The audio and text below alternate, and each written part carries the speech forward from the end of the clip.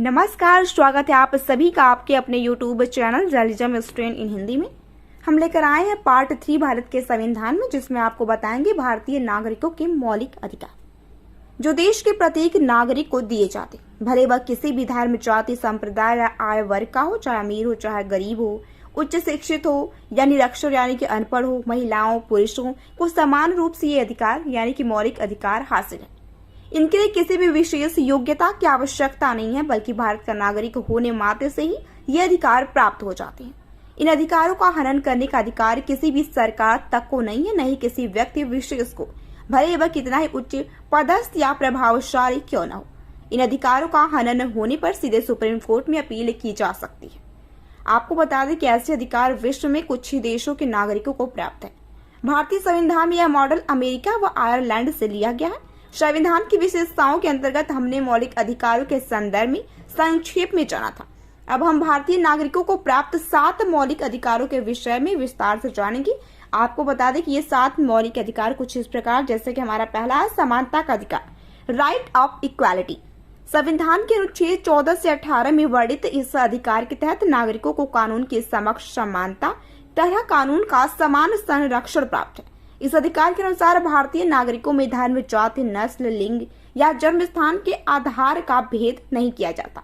सार्वजनिक स्थान का उपयोग सभी लोग समान अधिकार से कर सकते हैं। इसके अनुसार बच्चों व स्त्रियों को विशेष संरक्षण देने तथा समाज के पिछड़े वर्गों के सामाजिक व शैक्षिक उत्थान के विशेष प्रबंध किए जाने की व्यवस्था।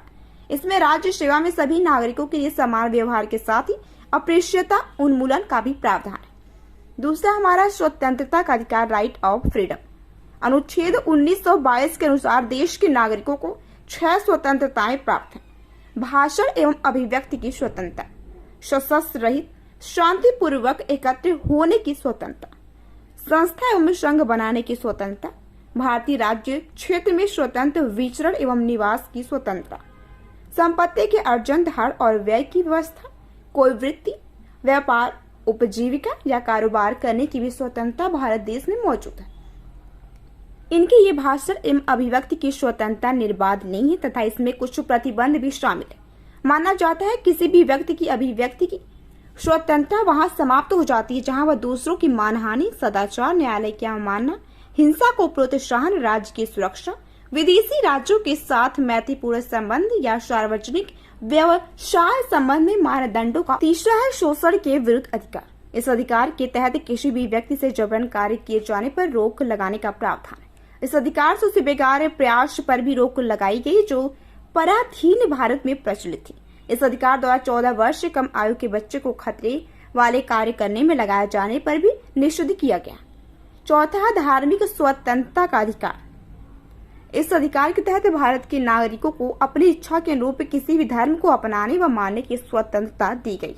इसमें राज्य के शिक्षा संस्थानों में धार्मिक शिक्षा दिए जाने के भी निषिद्ध किया गया। पांचवा है सांस्कृतिक एवं शिक्षा संबंधी अधिकार।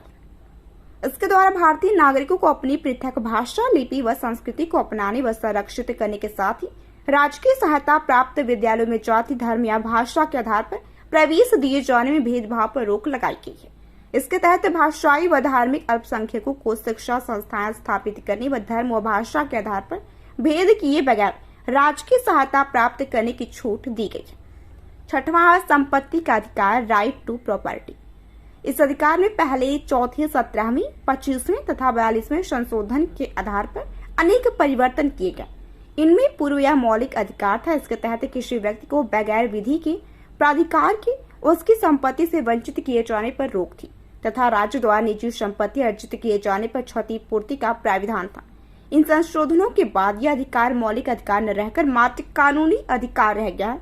हालांकि यह अब मौलिक अधिकार से भी अधिक शक्ति संपन्न हो गया है। संवैधानिक उपचारों का अधिकार। इस अधिकार के द्वारा भारत के नागरिकों को अन्य मौलिक अधिकारों का लागू होना सुनिश्चित करने की शक्ति प्राप्त है। इन अधिकारों का हनन या उल्लंघन होने पर इस अधिकार के माध्यम से संवैधानिक उपचार की व्यवस्था। इसके लिए न्यायालय द्वारा विभिन्न उपाय किए जाने की व्यवस्था जो इस प्रकार है, जैसे कि बंदी प्रत्यक्षीकरण, परमादेश, प्रतिषेध, उत्प्रेषण, अधिकार परीक्षा।